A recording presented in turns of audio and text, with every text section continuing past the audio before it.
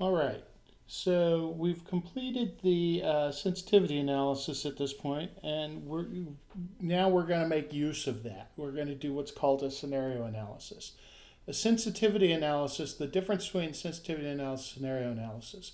In a sensitivity analysis, first of all, you're going to move the value of every assumption up and down just to test. And you're not going to be thinking about, hey, what's the most it could move up or the most it could move down. You're doing them all by the same percentage, 10% up, 10% down. So it doesn't really reflect your opinion necessarily about how likely it is that something could move by an amount or whatever else. It's just a way for you to get a sense of how important the variables are to your result. In a scenario analysis, you're now wanting to focus in on those variables that are most important to your result, and you want to create kind of three scenarios for those variables. A sort of base, or what we would call, let's call it a likely scenario, and that may be the values that you've been working with, or it may be that once you look at those, you think, oh, those aren't the good base. I should use something else. And then you want a bad scenario and a good scenario. Bad scenario, what happens if things go against me? And a good scenario, what happens if they work in my favor? The big advantage that you have with a scenario setup over the sensitivity analysis is that I can change the values of multiple variables all at the same time. And so my scenario is a particular combination of assumptions. So what I'm going to do here is show you how you might take the information from your sensitivity analysis and build a scenario analysis out of it. So I'm going to create a tab called Scenario Analysis. Let's just do that. And what I want to do is I want to grab over here the values that have the biggest impact. Now, I don't know if you remember from the last step, but we sorted things so that the biggest impact values are towards the bottom instead of towards the top. And so it will be the ones on the bottom here. And I'm not concerned so much about cash. That's something that we can certainly look at some point. But I'm more concerned at this point about how it's going to affect value. And I'm kind of, usually you're looking for really big things and you're trying to figure out where to make the break. There's usually something that's a clean break. So there's a pretty clean break here between the 220,000s and the 150s, but those still seem like big numbers to me. The really clean break, I think, is right here between the 90s and the 50s, and so we're just going to grab those values, okay?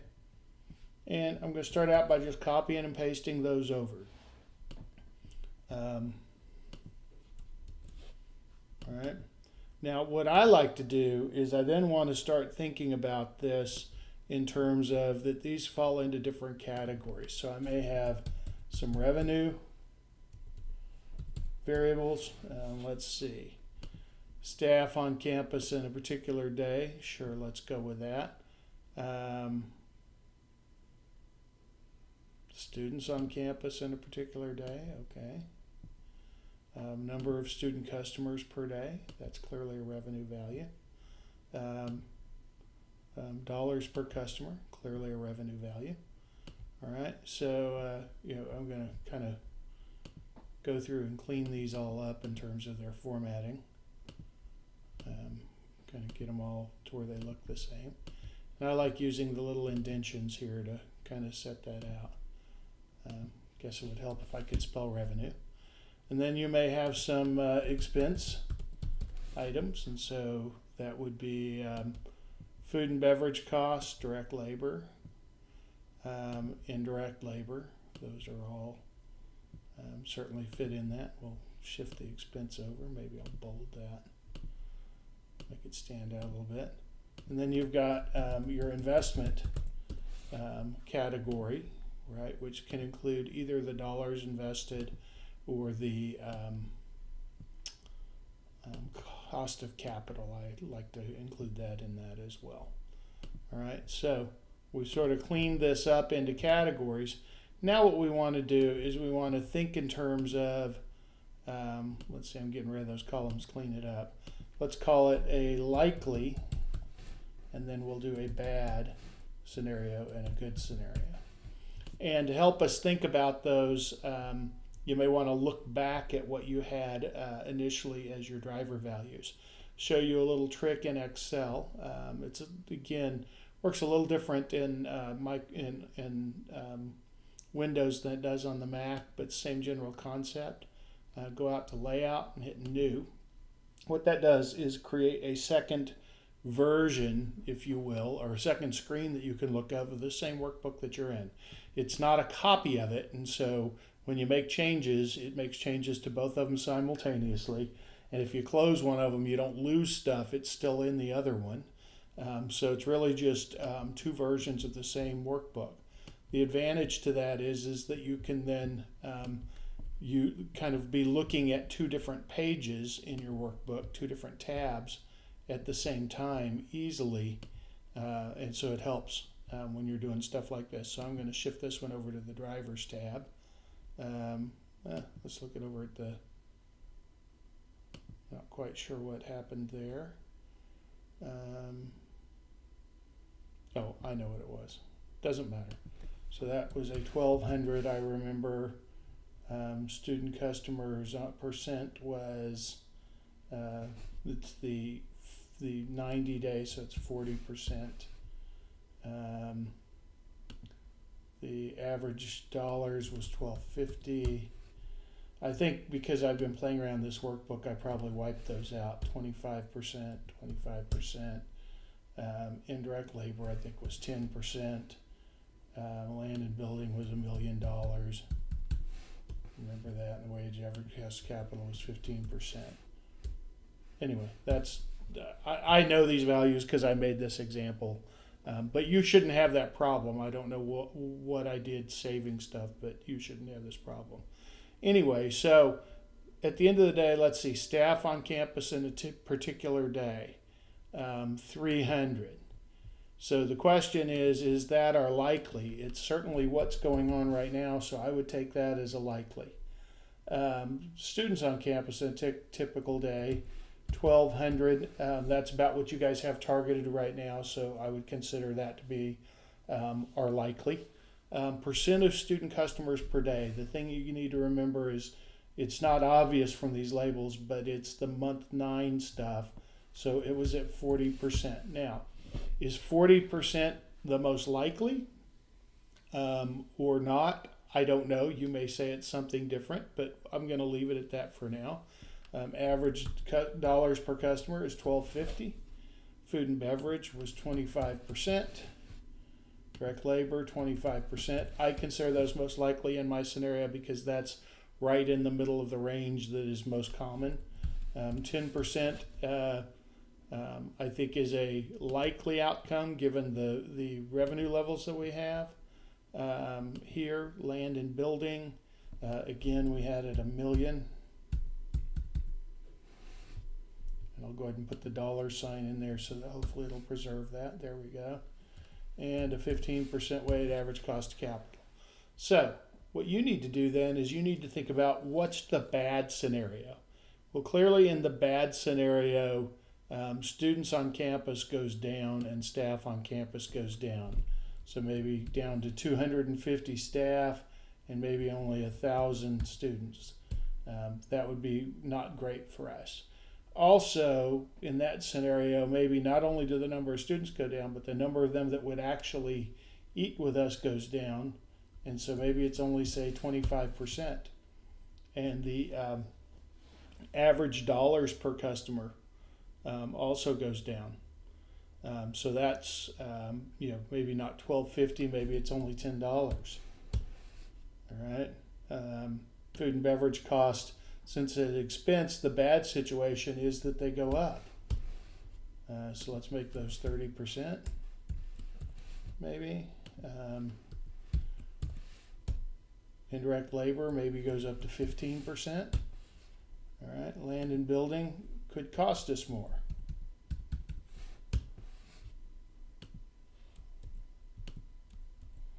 Just having a little problem here with Excel trying to reformat stuff, but let's say it cost us 1.2 million. And our weighted average cost of capital could go up. Let's say it goes up to 20%. All right, so if all those things happen simultaneously, that's a really bad scenario. But there could be a really good scenario. We could have the number of folks on campus grow, right? I don't know if that's in the plans for the school, but we could. We could have that the number of students per day that eat there is quite high. We could have that the average tab is, quite high, say 1750.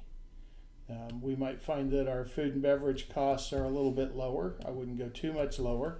And remember, it's not necessarily the case that your bad and your good scenarios are symmetric, so that whatever amount you go down is the amount you go up. You just have to decide for yourself what is the sort of reasonable assumption there. Indirect labor cost, honestly, I think probably they wouldn't go down that much, maybe 8%. Land and building, I mean, there's a possibility we could find what we want for $500,000. Be quite a big boon to us. And you'll understand later why, but there's possibility that with the way that we could fund this, that we could get our weighted average cost of capital down to, say, let's just call it 8%. So quite a bit, okay?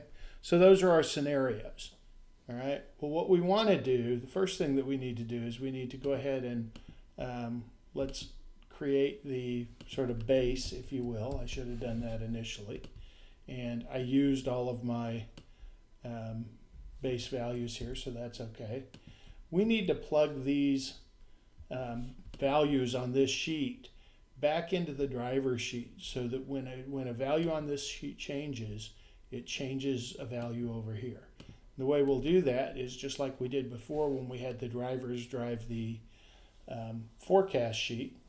We'll just say equals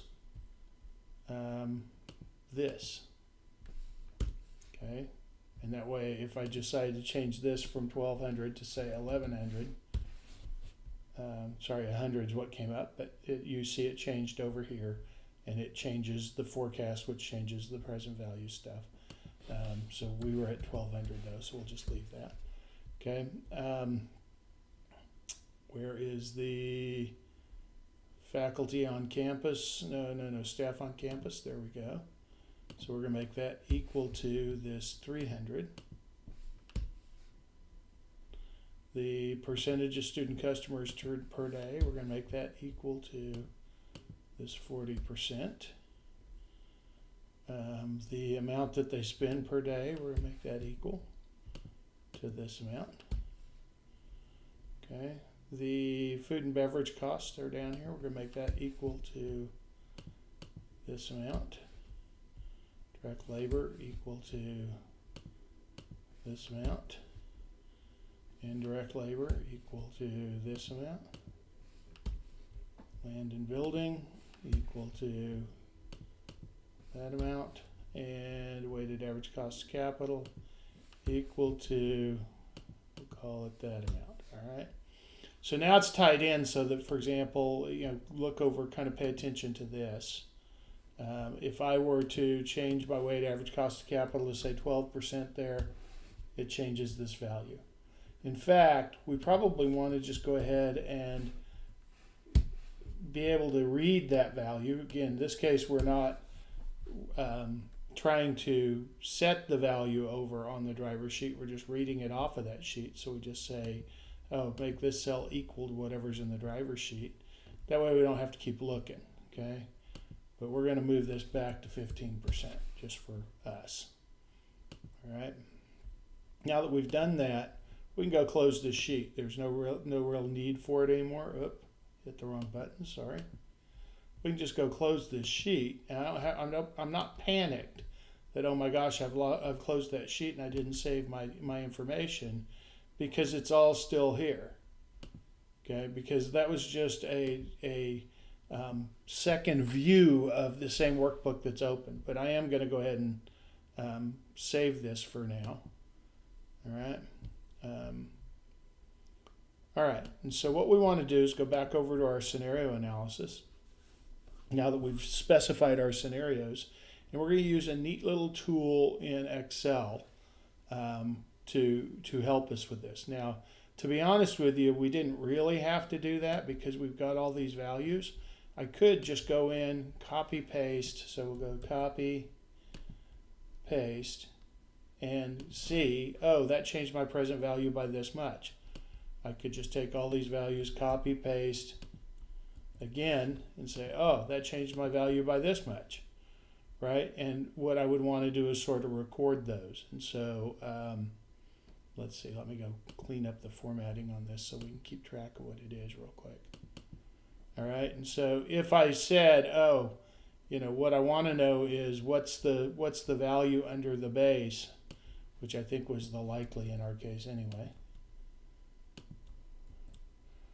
Right, I'm going to grab the present value here. I'm going to paste value it here. I'm pasting it as a value because I don't want it to change. And then I'll go run my bad scenario. Paste those values. Paste the value of my present value again. So I went from making something that was worth, just kind of show you what we're saying there. It was worth $1.2 million. Now it's a negative $943,000. So in the bad scenario, I could stand to lose $943,000. In the likely scenario, I could make $1.2 million. In the good scenario, I could wind up with a business that's worth $13 million.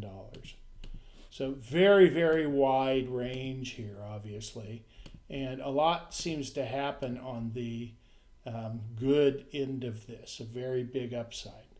Again, I'm just going to move us back to this. Now, so you could do that, right? You go paste all of those and kind of keep track of it that way, and that's fine.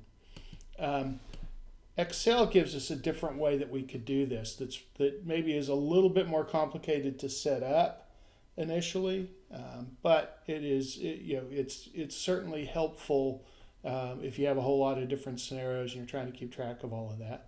So I'm going to show you that real quick. Go into the Data tab, What If, and you're looking for Scenario Manager, all right? And in the Windows version of this, it's still on the Data tab. There's still a What If. It's still called Scenario Manager. Window looks slightly different, but not a lot. And we're going to add a scenario. And so the first one we're going to add, let's call it as the likely one. Okay, and so we're going to be changing cells. You can see here it says if you're going to do a whole bunch of non-contiguous cells or non-adjacent, let's just say, then you use command click. So we're holding down the command button. And we're starting out with, I don't know why it has that, but we're starting out with that one, then that one, and that one, that one, that one, that one. Oh, I did it wrong, sorry. My bad. So the cells you need to change are the ones that are over here that we've linked to the driver's sheet. So the column B stuff. All right, because that's actually asking which cells do you want me to change the values of. And so we're going to say, okay. And then it wants to know what you want to change the values to under the likely scenario. It just so happens for us, our likely scenario is equal to what's already in those cells all the way down. So that's awesome. So we've got our likely. Now we're going to add, and when you add the second scenario, it already kept the cells that need to change. So we'll call this our bad scenario. Hit OK. And now it wants to know what do you want in each of these values. So we now want 250. All right, I'm going down the bad list. Tab 1000. Tab 25%. So 0.25. Tab $10 instead of $12.50. Tab 0.3 for 30% food cost. 0.3 for 30% direct labor. And then we had what, 0.15 for indirect labor.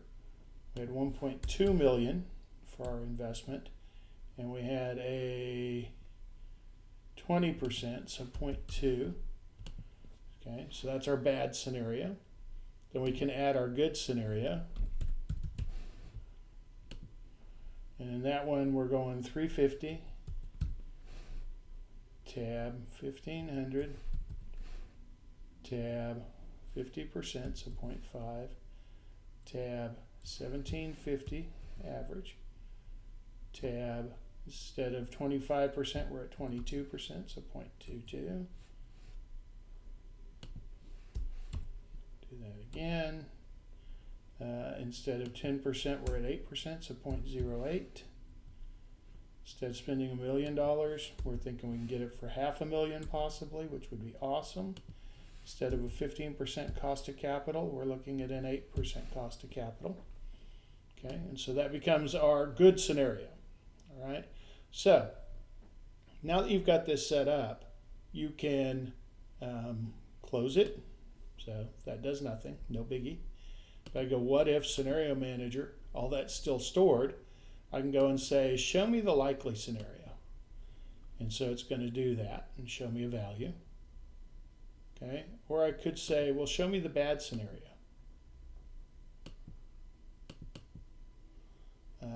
And it should update. I don't know why it's not. But anyway, oh, there you go. When you close it, it updates. So it's showing you the bad scenario. We want to put it back to likely, so we're going to say show likely and close, and it's going to put it back to likely. That's a little bit of a pain, but what you can also do then is you can do a summary.